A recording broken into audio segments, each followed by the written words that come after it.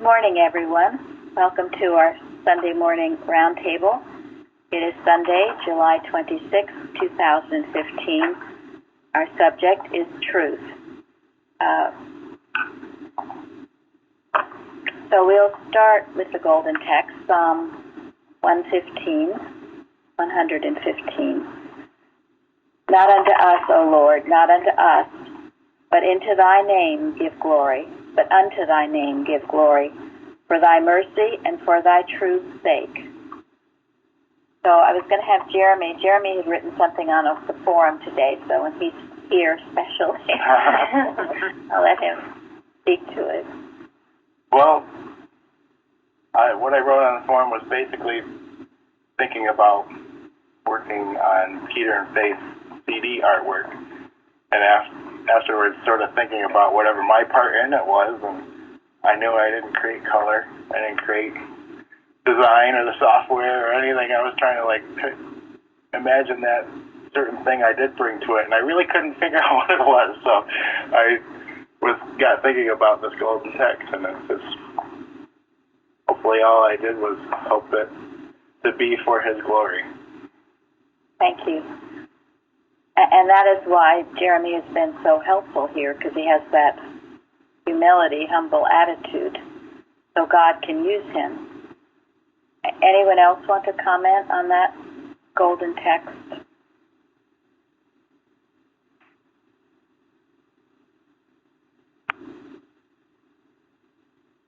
It addresses something that's pretty common in humanity, evidently this apparent need for recognition for things.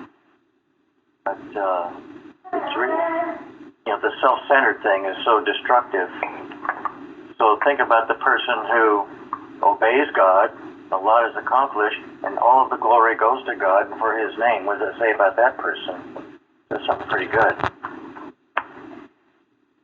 Yeah, anyone, if you see a tendency to want to blow their own horn, it's usually a big red flag.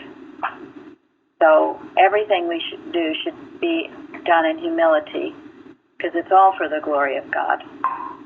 And I just wanted to say one more thing about it, thinking of it that way. If you want to be remembered forever, it's the best way to give it all to God, because that's what Jesus did. He's remembered for all time. So. Right. For true recognition, it is. And those people, as we've talked about in our history, the ones who have done the greatest things have had this great humility. And they've achieved great things because it's been through God. But they've always known it. And the danger is sometimes, maybe you start out knowing it and then it gets to your head. And that pride goes before what?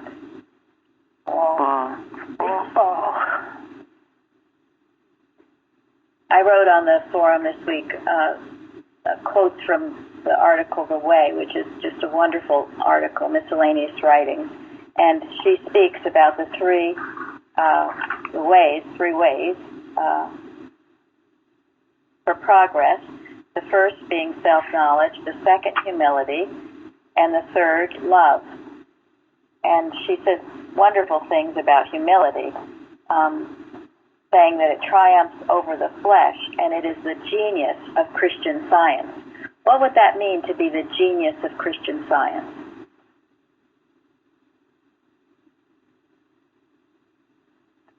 Basic reality. Right? Reality, yes. Well, maybe it goes back to what Jeremy was saying. If you want to, I love it, the English are always saying brilliant. If you truly want to be brilliant, you have to be humble. If you want to know the science, if you want to be a genius in it, do you realize what this is saying to you? You want to be a genius in Christian science? What do you need? Humility. She begins her chapter on Christian Science practice by describing Mary Magdalene coming in to the banquet and washing Jesus' feet. Yes. And that impresses me a lot that she starts the chapter on Christian Science and then she goes on to say, the unchristian practitioner or the stolid nurse, whatever, they can't really practice Christian Science. That's right. With that wonderful self-abnegation. Yes, thank you. Yeah, it's very significant that is the beginning of that chapter. So, pray for that, work on that you have this humility, getting rid of yourself, all your self-desires, all your so-called personality, personal sense of things. Let God use you, and then stay humble with it and know it's God working. You'll be a genius. The genius of Christian Science. I think that's a wonderful thought. And then she says one can never go up until one has gone down in his own esteem. Humility is the lens and prism to the understanding of mind healing. It must be had to understand our textbook. It is indispensable to personal growth and points out the chart of its divine principle and rule of practice. Cherish humility.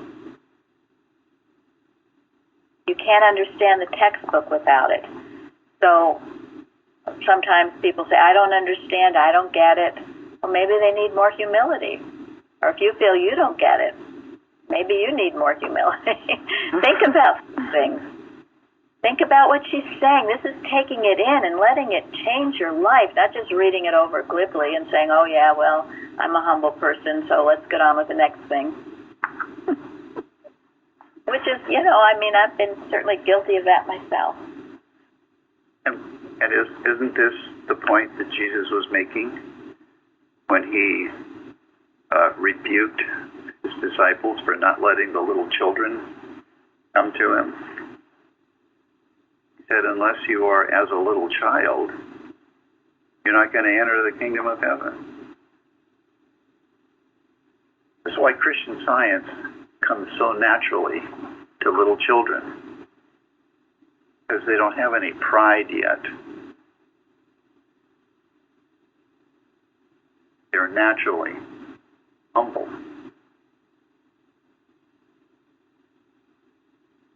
Why so lovable? As I said, they learn how to walk, they fall down. How many times do they fall down? Over and over and over. Are they prideful about it? Do they think, oh no, I've made a mistake, I've fallen down, look, everybody's looking at me? No, they get it back up and they try again. And they keep doing it till they get it.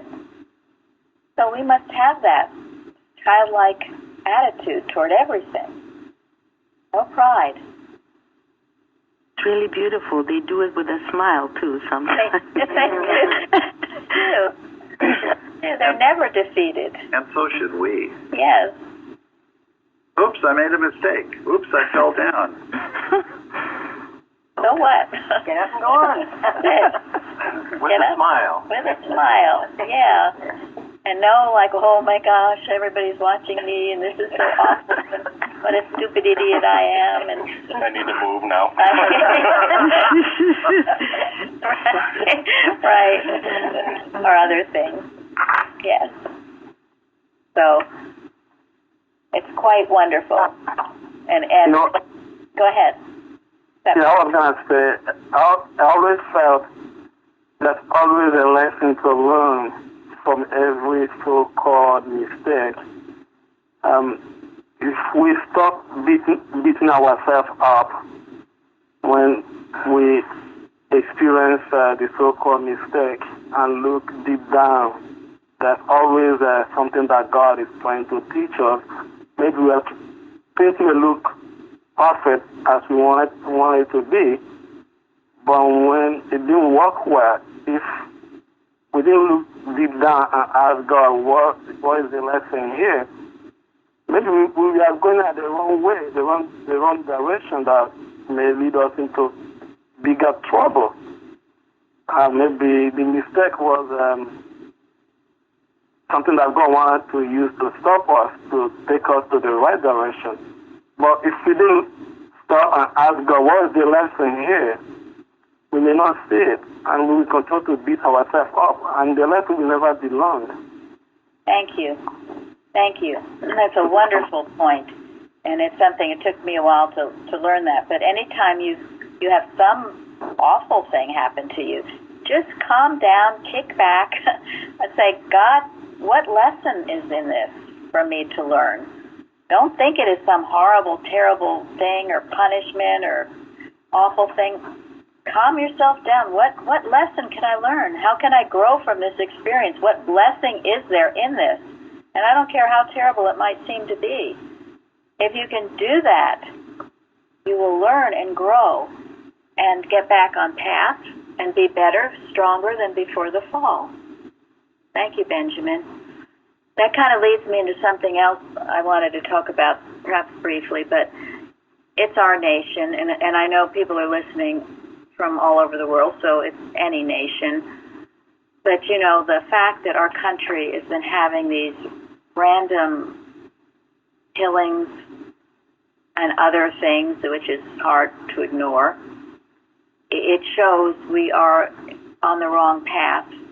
If this was happening in your own home, in your own experience, you would easily, I would hope, as a Christian Scientist, recognize it, get on your knees, and change your path. The fact it's happening to this nation, we better all be on our knees and know that we will get back on the right path. Because if we keep ignoring it or just saying, oh, well, here it is again, or getting almost jaded to it or horrified to it or other things, that's not good. We've got to learn some kind of a lesson. And what do you think for us this lesson is as a nation? Go back to God. Yeah. That's it. You have to get back to God instead of trying to take it all out of everything. Yes. Can't do it. It's a need for God. It's really a defining characteristic of the forefathers of our country at the time. They recognized that their need for God. Frequently, we have record of them turning to Him with all their heart. Certainly by George Washington, it was like every day, all day, every day. I mean, he didn't talk about it a lot, but he did some. But in his manners and the way he acted and conducted himself, it was obvious that it was foremost in his thought. I would like to extend this a little bit further because it's not just the need for God. I also think it's also love, more passion for God, more passion for things of God, more passion to become more Christian. I think it's lacking, not just in America, in many countries all over the world. The passion for God, the passion to be more Christ-like is not relevant anymore.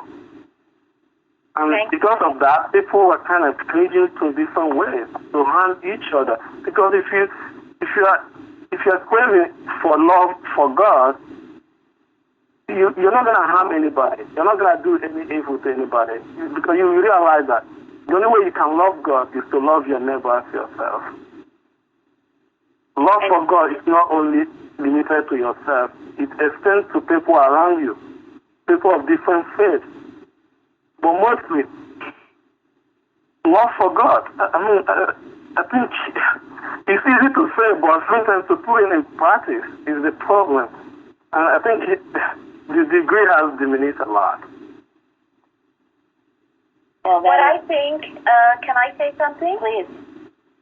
What I think the big problem with these situations, such as a person being pulled over and murdered, is that this is going against the idea of somebody taking up the Christ, so to say, or taking a stand for let us be one America. America should be one, unrent cloth. And we all have to see the United States as being everybody living in the world is, of course, God's idea, but the U.S. must be an example of justice and truth, as this lesson points out. These actions are not permissible or tolerable. And the idea of killing people in churches and whatever shows a total lack of respect for what the country supposedly stands for. And this is not spirituality, and we have to take, to really look it in the face and say, this is not going to continue. Thank you. Well, I'm asking you all now today that you take up this every day in your work, not just on our Unity Watches 3 times a week, every day. Last week we talked about Mrs. Eddy. She took up the Mother Church as her patient for 7 years, and then she said no more. It's up to everyone else now to carry this work on. Well, this is our work. This all should stop. It really should. And we should have, as Benjamin said, a passion for God. And as we get this truth out, as people really know what Christian Science is, then let that passion come back, because it's something we should be passionate about. If you're feeling lukewarm, wake yourself up. You can't afford it. Selfish. Lukewarm is not acceptable. Keep that passion. And if we have it, one wise man saved a city. And we're not just standing aghast at nothingness. This is a mesmerism, but it is a mesmerism that needs to be broken. Anybody else? Can I ask a question here, please? Sure. I in my past, had to develop a certain arrogance because everybody told standing up against wrong was the wrong thing to do, that everything is perfect, and just live with it and everything will be perfect. And I kind of carried that over into Christian Science because everybody said God doesn't, there is no God. God doesn't work. You have to do everything by material means. So am I understanding correctly? The antidote for that is, instead of being arrogant and knowing Christian Science is the answer and God is the answer, that the best thing for me to do is to say, what is the lesson here? God, give me what the lesson is. Well, you're contradicting yourself when you say to be arrogant and know that God is the truth. That's not being arrogant. That is being totally humble. Arrogance is belief in a selfhood apart from God. The answer is God alone is the creator and governor of everything in the universe. And it's a mesmerism that needs to be broken that would declare otherwise. We're here to break mesmerism. And the only thing that breaks mesmerism is living the truth. Having a passion, as Benjamin said, having such a passion for the truth that you don't let anything get in the way of your demonstration of the truth as much as you know of it. None of us know all of the truth. None of us know all of who and what God is. But what little we know of the truth, we can demonstrate with a passion. And if we do, we will be that example. And America is what that example is. That is what America is for. There's a great article on America, entitled America, and I can't remember who wrote it. Eustace? Yeah, Eustace. Eustace wrote a wonderful article on America. America is not a nation defined by boundaries or culture. It is an idea. It is the higher idea of human government based upon God. And we have an opportunity here to carry that forward.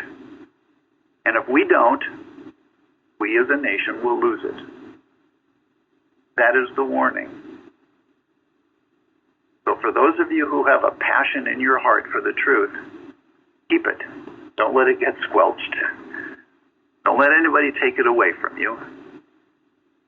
And it's a beacon, and America is supposed to be a beacon for the whole world. That's because the truth is the beacon. And America had better stand for the truth, or it won't be able to stand for anything. Thank you, Gary. I appreciate that clarification on America because I was having a lot of problems with that. But I think there is a little nuance here, and I can understand what you said.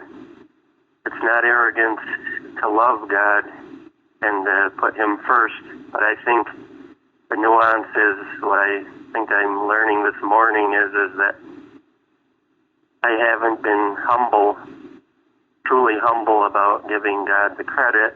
I have carried the arrogance over from the past. It's more that I'm right, not that God is right.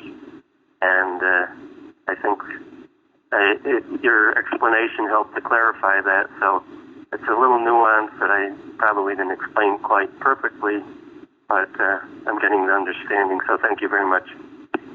You're welcome very much. I think that's beautiful, what you just said, because I've seen where people, it's true, you feel like, oh, I'm a Christian Scientist and nobody else knows better, or, I know what to do and others don't, and as if it's for us and not the other people. I've seen that. So I think it's really nice what you said, Mike. Well, I think you said it better than I did, so thank you very much for that. That is the arrogance. I'm a Christian Scientist, so I'm above everybody else. That is gross arrogance. Yeah, or I know something that you don't know. Right, or we have the best metaphysics here that no one else has, that we're above everybody. God forbid that. God forbid it. And that difference just turns people off. You'll never attract or reach others with that arrogant attitude. And very often, I've met people who know nothing of science who are living it a lot better than the so-called scientists. So we put a finger to our lips and keep, again, we go back to originally the discussion on humility. And it also goes with this lesson because Jesus said, of mine own self, I can do nothing. And we must have that humble attitude. So remember it. Write it on your forehead. Someone is making noise. If you get muted, it's because we're noise. Last week we ended with the idea of demonstration, the importance. Who is it? Somebody's making a lot of noise. Their phone is so static. I have to do that.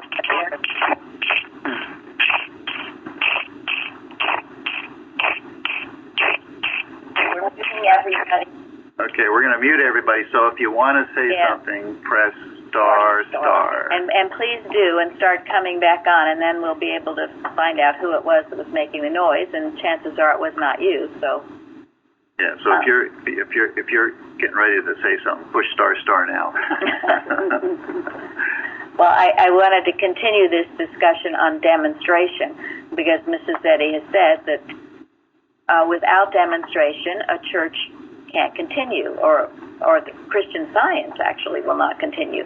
So I want to hear what you have to say about demonstration, what it is, what it means to you. What does that word mean? Does it mean anything? I know Florence had some things she was going to say about it. You're unmuted, Florence. Thank you. I think demonstration to me means that really the recognition that God is all, this allness of God, and that it says in Science and Health that the basis of demonstration is perfect God, perfect man. And do I understand that principle, and am I following that principle? If it is really true in my heart that that's all there is, God's allness, the goodness, the love of God is what reigns, then when any problem comes up, I really stand still for a moment and know that no, what is presenting here is not the truth, because the truth is perfect God, perfect man. And at first I thought, oh, this is just words or something, but really taking it and trying to practice it when problems come up does make it clearer what demonstration is. I read, I'm not sure where, it says that after all, healing is the recognition or the realization of present perfection. When I see clearly right here now is God, only God, good. That is healing. So, thank you. Well,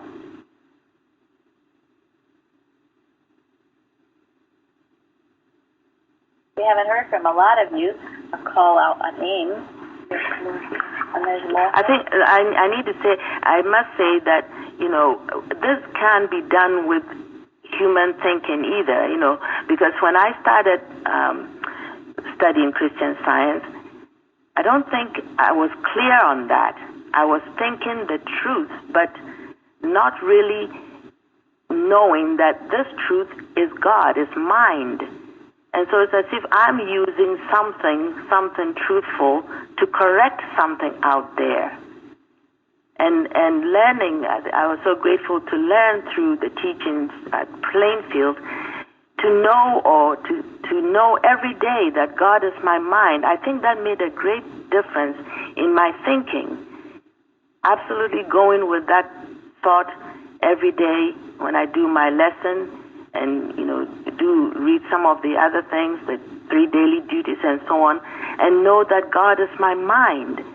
I think it really helped me to take it in and not have just the words of truth trying to fix something out there.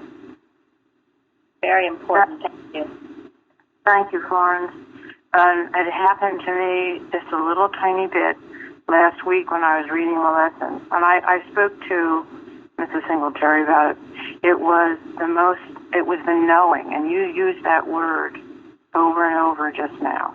And for me, this is so important because it was the mustard seed, and it was tiny. But in that understanding and knowing, I was able to do something that I was unable to do before. So thank you very much. Thank you, Shardy. I think also the knowing enables us to be. I've read so many times where, like Florence said, it's not out there, you're not taking the truth and applying it to something. You are the truth. It's difficult, but it's so rewarding if we can do that. Thank you. And what's the word, the verb that describes that? Understand? There's a very important point here. How can you know the truth? Understanding? No. Proving it? Melody? No. There's a verb here that's very important. Be? No. Spiritual sense? Florence mentioned it early on. It's a verb. It's something that we have to do. To feel. To live it? You'll have to tell us. Realize? No. Obey. The truth is speaking to us all the time. God is speaking to us all the time. The one thing we have to do is to obey the truth. You have to obey it before you can understand it. You have to obey it before you really know it. People read and think they know what they're reading, and they don't. Until you obey it and put it into practice in your life, you can't really know it. In fact, I think you have to accept it. Even I have to, that I had to accept. You have to accept the truth. Come empty, knowing I don't know anything. That's why the pure in heart see God. Don't come half full or quarter full, and I don't know anything. I'm accepting this truth. This is a new direction in life to see what life really is. So that acceptance of what's true is very important. Thank you. Absolutely. Thank you. And that's why spiritual sense is so essential, because only your spiritual sense can accept the truth. It's like accepting it on faith. Well, if you haven't squelched your spiritual sense will tell you, yeah, this is true. And the lesson says, how do you get spiritual sense?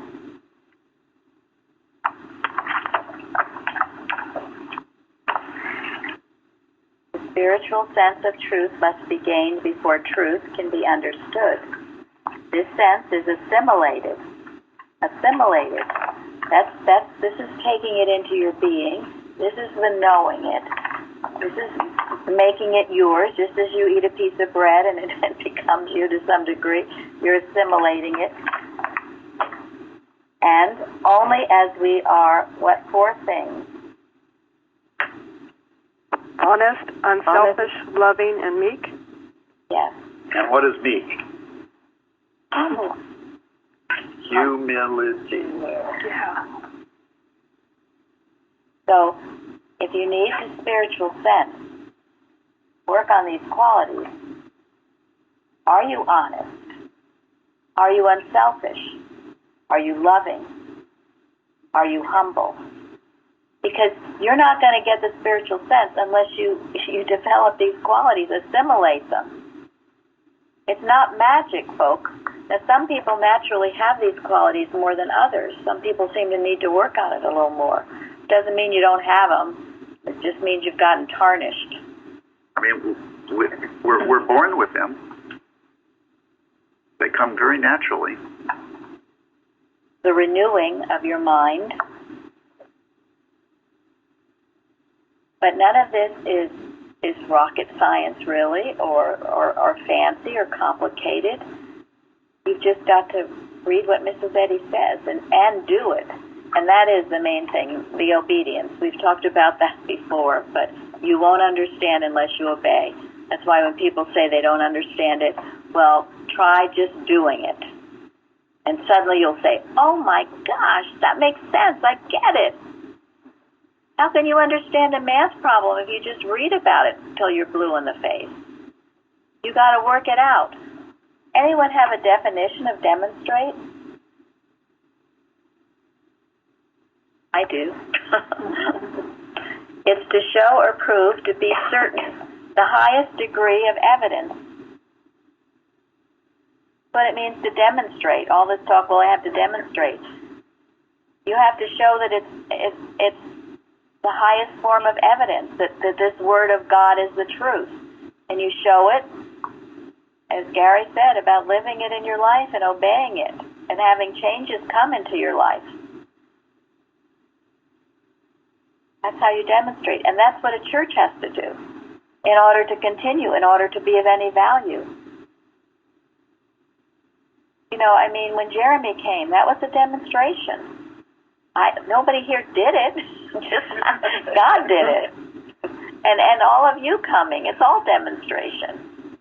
Going to demonstrate the right sense of organist and music and everything else. We cannot be lacking anything. Supply.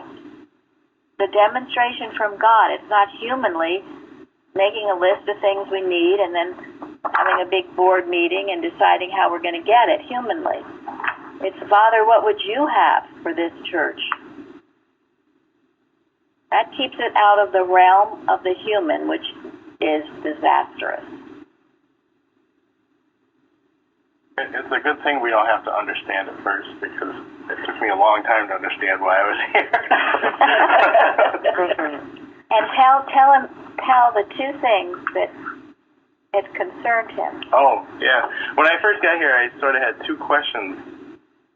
The first was whether or not the church was a cult, and that was just answered by the fact that everybody here is not trying to stand in the way of me and God, but just trying to make sure that I'm working with God to do whatever I do.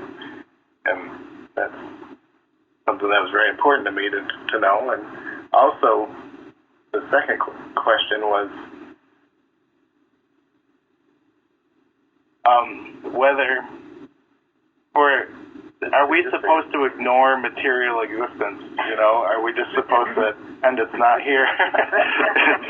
Because I mean, I can be crazy all on my own. So, but what's on the article now, "The Spirit and the Letter" by Gilbert Carpenter, that really answered it. Where the maid, Mrs. Eddy, asked her maid what she would do if somebody was trying to get in the house, and the maid said, "I would know. Divine mind wouldn't allow it, but I still would carefully make sure everything was locked." And you know, that certainly helps me. I can't just sit upstairs behind the mix board and look at it and know everything is going to go the way it's supposed to. I gotta do both. So I'm happy to have those questions answered. And tell them what your mother said to you when you broke your hand. Oh yeah. His mother, the Christian Scientist. Yeah, she said that my hand was broken because I didn't love God enough, and that I needed to go pray and love God more. But she never told me about science and health. She never told me anything about Christian Science. She just said that she was a Christian Scientist. So I had to go figure it out on my own, which I did not. And then which is why he had grave misgivings about coming here.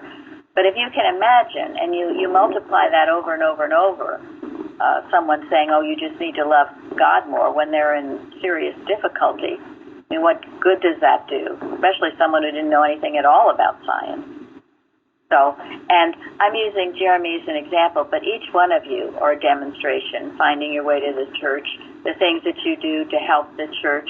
And every time you do something for the church, whether it's reading Wednesdays or Sundays or writing lessons or writing on the forum or writing on the bulletin board or proofing or giving testimonies or many of the other things that you all do, you know, this is your opportunity to demonstrate, to let God use you. And he has used all of you, and each one is every bit as valued as Jeremy, and we're all equal in the sight of God. I'm using him as an example, but all of you are precious to this cause, and we are all extremely grateful for every one of you. As far as I'm concerned, the hairs of your head are numbered. You're very valuable to God and to this. So are you. Thank you. So, any more discussion on demonstration? We'll all go forth now with a better sense of what it is. One other thing I thought was important to mention, well, maybe there's a couple. One, we have finished listening to the audio of the first edition of Science and Health, which we've been doing every Saturday morning from 11:30 to noon. Those of us here in church listen to it in church. Some of you listen to it. It's broadcast live at that time. Since the first edition, we finished. So starting next week, we're going to do prose work starting at the beginning. And anyone who would like to listen at that time can. You don't have to, but optional. And it's the audio from Wellspring, Andrew's readings of it. So I know for me, and being in the church, it's a holy time sitting, listening, focusing only on that. And if you do, it's a good idea to focus on it. So often we have so many distractions. But to really think about it, take it in, maybe read it the week before, or even the week after. This is assimilating Mrs. Eddy's truth. And certainly there are many ways of doing it.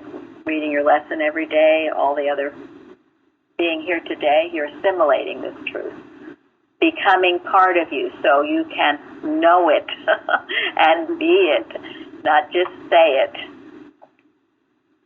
I'm very grateful for the broadcast too, because every single week, what we listen to and read from it has to do with that week.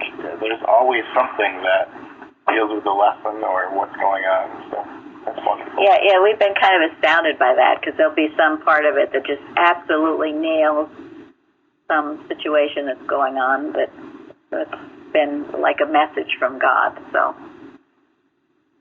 the other thing I wanted to talk about briefly was working for our services. Now we definitely have our watch times and our Unity Watch. Why is it important to work for the service? And the Roundtable and the Sunday School and everything else. But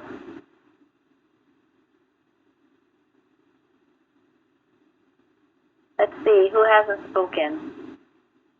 Betty? Yes. I had to make sure I got myself off of mute. Yes, we hear you. Okay. Well, it keeps you focused. It keeps, when you're working for the service, it keeps it from getting mesmerized by other things that are going on, and keeps the service pure and gives it power to go out and do what it needs to do to help the world. Okay, thank you. That actually is critical, because we're here for a higher purpose. It's not just to make our own selves feel better. We can focus on it and feel better, great, but there's a higher purpose there. Yeah, if you think you're just coming here for a nice hour to listen so you feel better, well, wrong answer. That might work for a while if you're new, but after a while you come to give. And if you come to give, you won't miss a service. If you come to get, well, then you'll say, well, maybe, today I would rather play tennis. That's going to be more fun than listening to the service or whatever. But if you come to give, you won't miss a service. You'll have, as Benjamin said, a passion for what we're doing here, and you couldn't possibly miss it. I mean, occasionally, of course, but if it's not, I'll come this. Only in an emergency. Yeah, maybe today, maybe not next week. We'll see how it works. See if I'm busy or I'm tired. No, something you put first. Anybody else work? What about working before the service? I mean, I'm talking about before the service. I'm not talking about the night before. I'm talking about half an hour before. Right. Yeah. Most of us come here. Of course, we're all here at the Roundtable on a Sunday, but on a Wednesday, we come early and we sit in church and we're praying. We're praying for the service. We're establishing a holy atmosphere. We don't just come flying in at 2 minutes before the service or 5 minutes after the service, most of us. It's important that we do this work and we take it seriously. I mean, you can see in the other churches, everybody comes flying in at the last minute, sitting down, huffing and puffing in their pews, jingling their keys and thinking about what they're going to have for lunch. Well, what kind of service is that? Or they come late and interrupt. And I know, when you're out of town, maybe it could be easy to, because you're listening the way you are, to just come and, oh gosh, I got to turn it on now. Think about coming early. Think about coming a half an hour early. Turn your computer on then and pray for that time before the service. I mean, we find here, even especially Wednesdays, and I know Saturdays and Sundays too, you'll feel opposition and resistance, and that's what you've got to work through. This is the obedience. This is obeying God. This isn't deflecting. It's working through something. And when you do that, when you come to the service, when you pray, when you really give your all for it, you go home feeling like something wonderful has happened, and you've been part of it. I want to thank you for the 10 things that you put down as to how we should pray for the service. I just copied off this morning. Good. Thank you. Can I share a paragraph, a small one that I came across last week from Precepts 1, and it really opened my eyes because I found, I'll explain after. It says, "It is the privilege of the stranger and the young student to come to our service to feel the divine presence and be healed. It is the duty and privilege of the more advanced students to do the mental work that opens the way for the healing atmosphere of divine love to be felt. Some may believe that the healing in our services is an automatic result of merely holding them. But those who take the responsibility of membership in a branch church learn before long that our services heal because devout and devoted members work mentally during the service and lectures with this object in view. They work as conscientiously as practitioners work for sick patients. When such sacred work is neglected, our services become barren of their vital element." But what really stuck out to me was I just kind of took for granted that the reading of the words and just the service was it. I had no idea what was really involved in praying and working. So this was a wonderful thing that you guys brought to my attention, and also then I found this. Thank you very much. Ray, Linda. Yes, Thank you. we will feature that somewhere. All right, I'll cut and paste it for you and send it. That's excellent, because we have found, as most of you have found, that even from the Bible and Science and Health, the letter without the spirit is a tinkling cymbal and a sounding brass. If there isn't love in our hearts as we read or as we sing, then it's not going to heal anybody. There has to be the love in our hearts, the passion for God.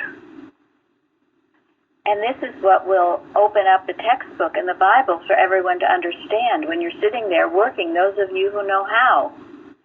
And then the new person can understand it. But if it's not being done, then well, you see what has happened. So it is working before, it is working during, and then it is working afterwards. To know that the word is going out, that it's blessed everyone, that there can be no reversal of this. And in our case, the broadcast is on for a whole week. People are listening all through the week. So we if you think of it, keep the work up. It's not just one little shot or one little nice thought. This is the living it, this is the obedience, and this is what brings great blessing and healing to your life. It's obeying God's word. It's all in the Bible. And that's what demonstration is. It's the daily obedience to what God has for you to do. And doing it with love in your heart. Thank you.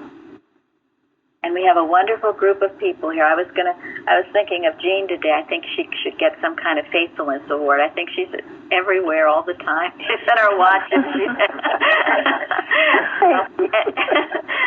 and most of you are certainly that way too. And it's a pleasure to be with you all and have these times together, because we are brethren in Christ. I mean, we are a family, and I'm sure you feel it. And we welcome, all are welcome, everyone, everywhere, and keep that work up too. And in fact, Jeremy was saying he was so pleased.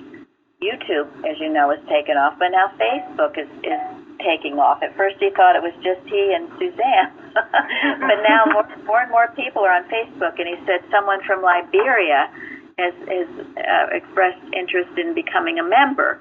So we're reaching the far corners of the earth. Whether we hear from them like we're talking today or not, doesn't matter. If they're getting to our website, if they're feeding off it and learning more of this truth, then hallelujah. Yeah. I'm going to end with The Way, page 355 in Miscellaneous Writings, the part where she speaks about self-knowledge. Cast the beam out of thine own eye. Learn what in thine own mentality is unlike the anointed, and cast it out. Then thou wilt discern the error in the patient's mind that makes his body sick, and remove it, and rest like the dove from the deluge. Physician, heal thyself. Let no clouds of sin gather and fall in mists and showers from thine own mental atmosphere. Hold thy gaze to the light, and the iris of faith, more beautiful than the rainbow seen from my window at the close of a balmy autumnal day, will span the heavens of thought. A radiant sunset, beautiful as blessings when they take their flight, dilates and kindles into rest. Thus will a life corrected illumine its own atmosphere with spiritual glow and understanding. Thank you all. Go forward towards service. Thank you. Thank you.